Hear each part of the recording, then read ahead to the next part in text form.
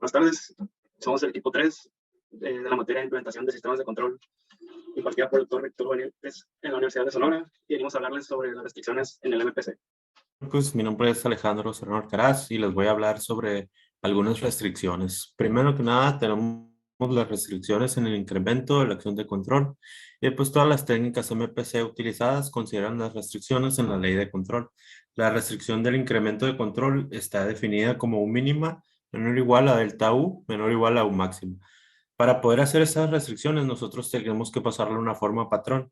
Para pasarlo a la forma patrón, nosotros tomamos el incremento máximo y el incremento mínimo y los separamos. Primero tenemos el máximo y aquí en la matriz nosotros podemos representarlo el máximo de forma matricial. Tenemos una matriz identidad multiplicada por la matriz delta de U menor o igual a un vector U máximo, ¿no? De esta manera obtenemos podemos pasarlo a la forma patrón, como lo tenemos aquí abajo, que viene siendo un vector i de nu por nu multiplicado a delta de u menor o igual a u máximo multiplicado por un vector 1. Y de esa forma nosotros llegamos a nuestra forma patrón. Eso fue para nuestro incremento máximo. Si le das la que sigue, por favor.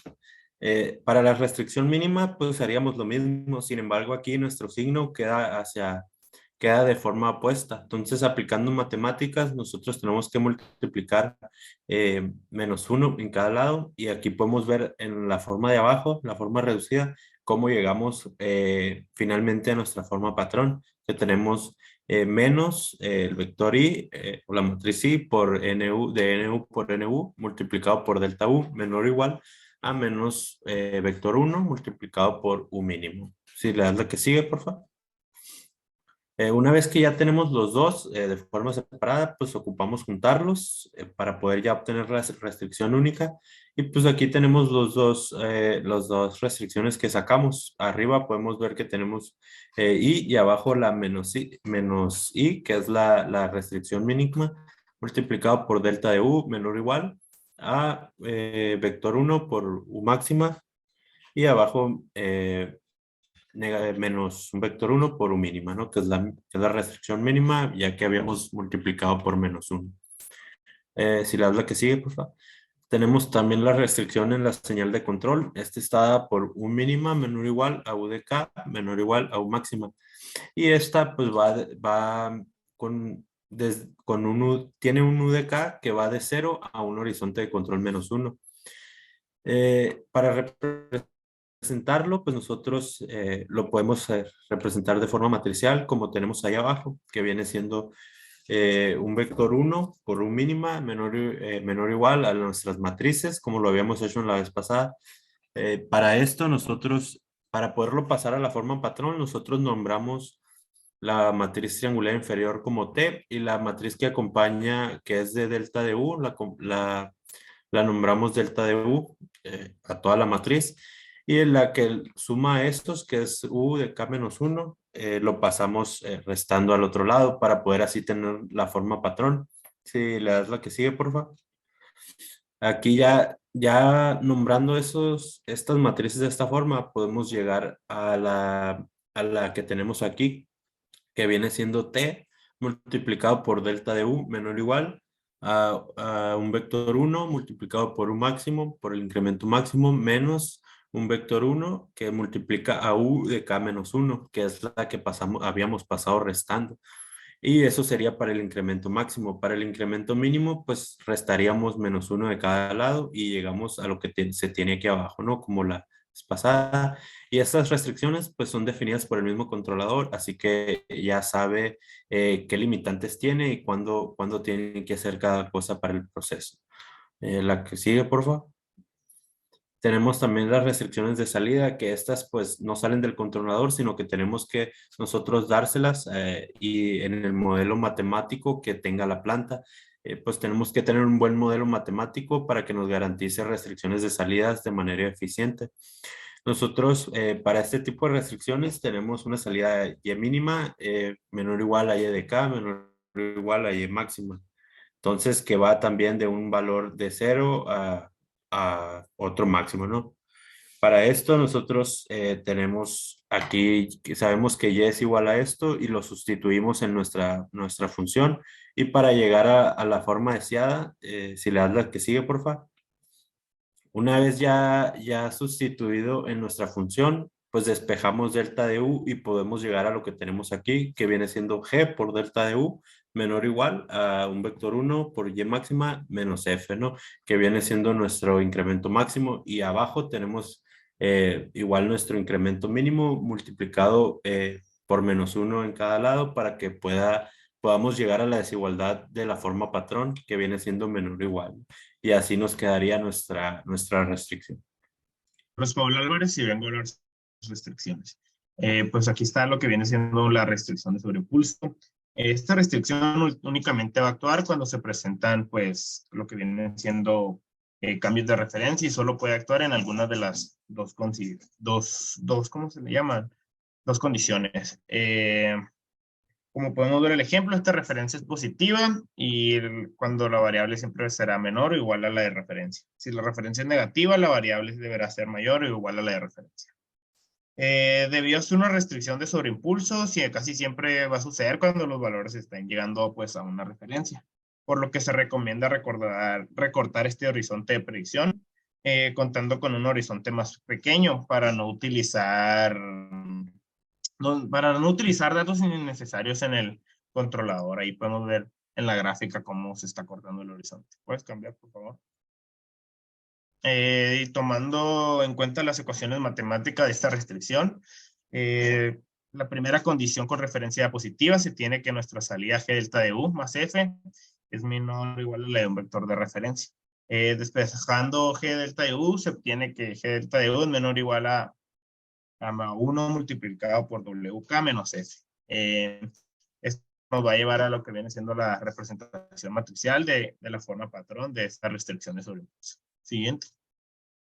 Luego tenemos otra restricción que es el comportamiento monotónico.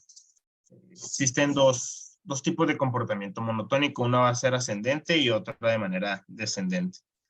Ahí se pueden ver los dos tipos que se presentan, no más que uno de ellos siempre va a ser menor o igual a una salida en un instante en el futuro, por lo que se tiene j más 1, y otro va a ser siempre menor o igual a un instante en el pasado, por lo que se tiene j menos 1. ¿Puedes cambiar? Aquí podemos ver un ejemplo de manera ascendente, donde pues básicamente siempre va a haber un movimiento en el eje de la CX y no va a haber un movimiento en el eje de la Y, y ahí viene siendo una función escalón. ¿Puedes cambiar? Para el ejemplo del comportamiento ascendente se cuenta con la siguiente matriz, y de k y un y' que es menor o igual a y. Aplicando funciones matemáticas y despejando g delta de u separándolo, se obtiene la siguiente, que g menos g' multiplicado por delta de u va a ser igual a f menos f'. Puedes cambiar por... y aplicando otra vez ecuaciones matemáticas y multiplicando por menos 1 tal y como me lo comentó mi compañero, se puede llegar a lo que viene siendo la representación de la forma patrón de esta restricción utilizada. Siguiente. Y por último tenemos la restricción terminal. Esta restricción se especifica que al final del horizonte se tenga un comportamiento muy específico. La ventaja que proporciona este tipo de restricciones es que se puede garantizar que la variable seguirá la de referencia. Como podemos ver, y de k va a ser igual a wk. Pero cuenta con algún tipo de limitaciones esta restricción, debido a que si se ocupa un horizonte muy pequeño en procesos que son muy largos, se puede tener que el controlador no sea el adecuado, debido a que tiene muy pequeños cantidad de datos. Siguiente. Y lo que también se cuenta con esta restricción es que se representa igualdad de esa manera, debido a que es una igualdad de segundo orden, porque se trata de una igualdad. La salida hasta su predicción es igual a la referencia hasta la ventana de su predicción, tal y como se puede ver aquí. Y separando estos datos podemos obtener lo que viene siendo la matriz patrón, como podemos ver en la siguiente diapositiva. Ahí tenemos lo que es su representación de la forma matricial. Y como es una restricción terminal, se aplicará solamente al final del horizonte, por lo tanto se toman solo los últimos datos de los vectores para llegar a la igualdad, que sea igual a G tío, y B igual a 1 tío multiplicado por W humano. Siguiente. Aquí podemos ver un ejemplo de lo que viene siendo una planta que es encargada de controlar la temperatura, como en un horno, o controlar el flujo, porque son aplicaciones industriales más comunes, y en la foto de la izquierda podemos ver realmente, al aplicar pues, controladores, podemos ver los resultados, cómo se parecen a los valores deseados que se buscan, así como lo vamos a ver en MATLAB con mi compañero. Vamos aquí la implementación en MATLAB. Tenemos la planta de segundo orden, se puede ver aquí. Y nuestro horizonte de predicciones de 11 y tenemos un lambda de 50. Bueno, la parte del código que nos interesa a nosotros son las restricciones. Este código es el de GPC, que es explicado por otros de nuestros compañeros, solo que ahora se tienen en cuenta las restricciones.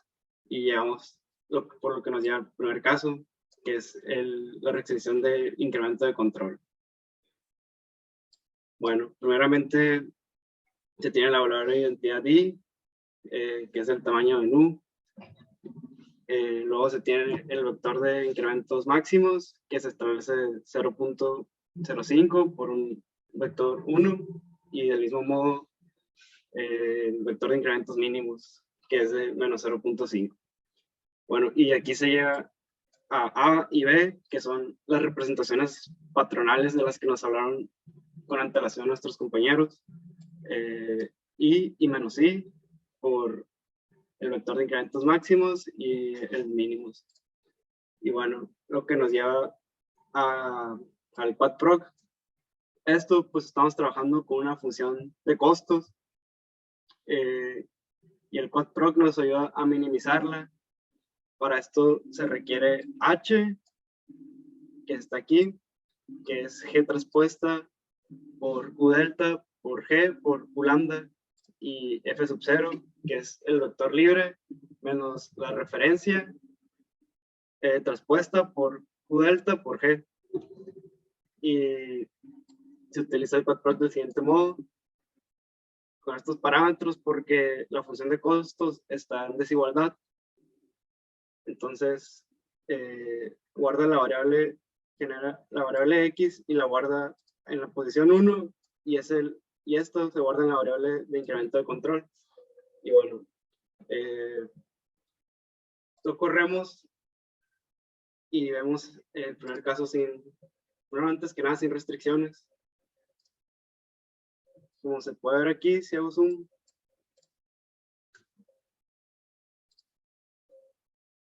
en la parte de arriba tenemos la respuesta y en la parte de abajo tenemos la ley de control. Si hago zoom aquí, se puede ver que los incrementos no están establecidos. El primero es de 0.1 y luego se va como quiere. Y bueno, ahora si lo corremos con la restricción de aumento de control que tenemos de 0.05 máximo y 0.05 mínimo, podemos ver aquí que los incrementos ya están bajo esa limitación. Bueno, el siguiente caso es el caso 2, restricción en la señal de control. Pues se tiene un vector triangular de unos igual t, que multiplica a las señales de control pasadas menos el vector de un mínimos, y se establece la señal de control máxima de 1.5, que está aquí, y la señal de control mínimo es de 0. Igual se calcula con el quadproc y se tiene el siguiente caso.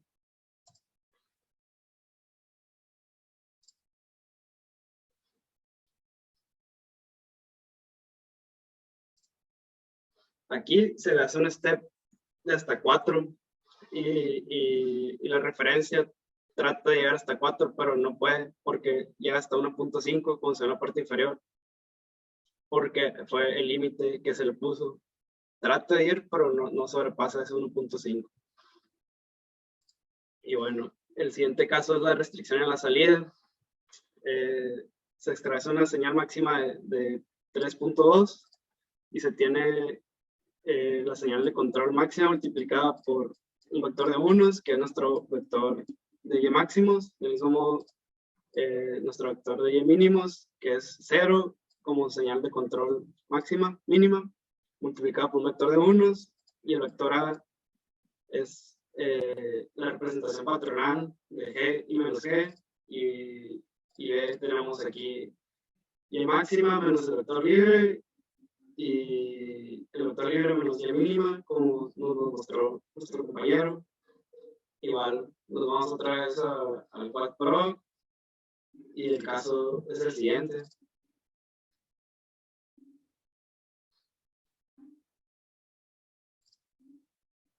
Como se estableció un máximo de 3.2 a la salida, igual como trata, se establece en 3.2, si digamos no sobrepasa ese 3.2 máximo establecido. Y en otros casos, si es llevas hacia ese punto. Y bueno, a continuación mi compañera les va a hablar sobre casos sobre impulso. Mi nombre es Janine y les voy a hablar sobre el cuarto caso sobre la restricción sobre impulso, y inicialmente vamos a ver el caso sin restricciones, que es este, donde podemos ver que en los escalones hay un leve sobreimpulso, y entonces la idea de las restricciones es evitar que esos sobreimpulsos, o sea, que estén ahí, pues, es decir, evitar que se pase de la referencia. Y para el caso de sobreimpulso, pues, como ya lo comenté, es un caso cero, que quiere decir que cuando la y es menor a la referencia o cuando la y es mayor a la referencia, en fin, para eso se utilizó una variable auxiliar a la que vamos a llamar R1. ¿Le puedes ver para abajo? Ahí, la primera. Y la cual nos va a dar el signo o la dirección de la referencia. Si la referencia actual, o sea, la R en la posición K actual es mayor que mi referencia pasada, quiere decir que tengo o que me acaban de aplicar una referencia ascendente o creciente. Dale a la abajito. Y por otro lado, si la referencia actual es menor a la referencia pasada, quiere decir que tenemos una decreciente. Así que vamos a colocar R1 como -1. Y por último, si la referencia actual se mantiene igual a la referencia pasada, quiere decir que no ha habido cambios de referencia, entonces la R1 se mantiene como tal y como está. Entonces se calcula la referencia que será simplemente un vector por la referencia, y también calcular el vector A. Simplemente el vector A va a ser la matriz G multiplicada por el signo. Si es una referencia positiva, pues va a ser +1, y si es negativa es -1. El vector B simplemente es la referencia menos el vector libre, y se ve que está multiplicado por R1, y R1 va a cambiar dependiendo de si la referencia es positiva o negativa. Ahora sí, utilizando el Quad Pro, pues vamos a calcular H y FO, y le vamos a dar clic pues en la restricción de sobreimpulso. Y aquí en las gráficas podemos confirmar que no hay sobreimpulso, y aprovechando esta gráfica aprovecharé pues para hablarles de la siguiente restricción, que vamos a ver, que es la de comportamiento monotónico. Y este se refiere a que la función tenga un comportamiento siempre creciente o siempre decreciente. Si ya tiene un comportamiento creciente, pues no puede bajar, como se ve pues ahí en la gráfica, o sino que ya va a llegar hasta la referencia sin bajar en ningún momento. Del mismo modo, si va pues decreciente, no debe de haber ningún incremento. Y pues en la restricción monotónica vamos a calcular el vector G0, que es simplemente el mismo vector G, y nuevamente se calcula si la referencia es positiva o decreciente, o si no hubo ningún cambio y se mantuvo igual. Así que calculamos el vector A, que es G menos G0, y está influenciada por la referencia multiplicando por Y de K, menos la primera posición del vector libre. Ahora sí vamos a pasar nuevamente con el Quad Pro, y vamos a ver ahí la respuesta.